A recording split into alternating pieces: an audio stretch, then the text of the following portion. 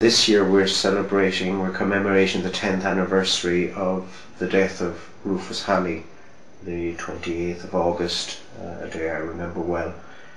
And Rufus made a fantastic contribution to mission in the Philippines and will be remembered by all as one of the pioneers in Christian-Muslim relations.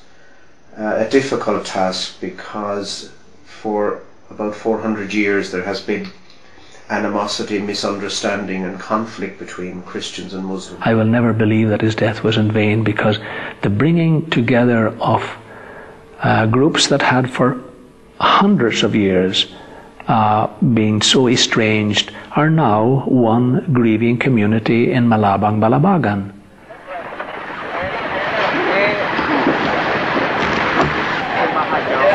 Just one massive expression of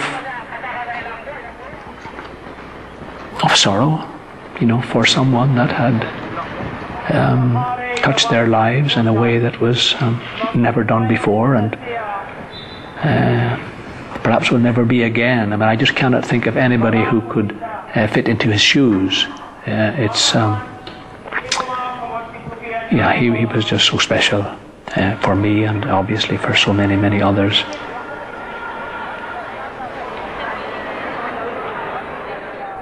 People ask me, why do you stay there? I mean, it's hard at times. It is hard, but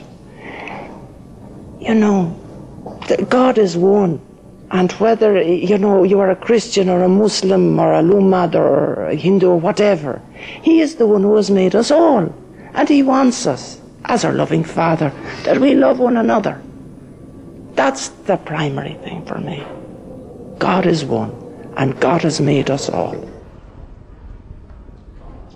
When I remember Rufus, one of the first things that comes to mind is the sense of presence and of life. And that's why this Gospel was the one that I chose from the Gospel of St. John, particularly the verse, "In Him was life, and the life was a light for people. The light shines in the darkness, and the darkness does not overpower it." About 5 months ago, I was going out to visit a Muslim family whose they'd lost a 17-year-old boy, a brother, in this internecine strife between Muslim and Muslim. But I went out anyway to this family, and you're not visiting the family, you're visiting almost the clan. And while I was there, would you believe, they said, I said, "Can nothing be done to resolve this conflict between you? How long is it going?" 4 years. "How many have been killed now?" 11. "Can nothing be done?" And then out of the blue, this fella says to me, "Will you help us?" And I said, and the excitement, because a foreigner, a priest, a Christian, asked by Muslims to help in solving their feud, it's never been done, never been known. And in 20 years here in the Muslim area, I've never had anything like this. And I could hardly contain my excitement, which was also fear, should I accept the offer or not? So I says, "What help can I give?" And they said, "It's up to you." And I says, "Okay." What stays in my mind is the tension in the room before the actual agreement was made. You could cut it with a knife. They were just smoking cigarettes, and they were very white and pale, because they were all afraid that something might go wrong. But anyway, the Quran was put out on the table, and it was covered, and the Sultan made an impassioned plea, and then he says, "This is the terms of the agreement. Do you agree? Stand up, put your hand on the Quran." So they all put their hand on the Quran. And anyway, they said, "Yeah, we agree. Okay, we agree." And then, after that anyway, the papers were signed. And then the Sultan brought the two of them together again to give, you know, a hug, as it were. But that was premature. No. But the deal was made. It's great, you know. Now, after that, I went back out again, you know, to see how things were, the aftermath. And one fella says, it started. The peace has really started. Somebody's come over from the other side here for coffee. And I said, when? He's here now. So I went up anyway, and there was one of the commanders from the other side, you know. And he was there sitting down, chatting away, you know. And that was the beginning. And then, now, 3 months on, the two leaders, I was out there 2 days ago only, and the two leaders have met. And I would say that arguably, it's the greatest thing that happened in my life as a priest. That, you know. It was into a situation of division and brokenness and hatred, prejudice and animosity that Rufus was called and gave his life for the sake of brotherhood and love and reconciliation. It was Pope Paul VI who really emphasized the need for the church in Mindanao to be an instrument of peace and to reach out to the Muslim community.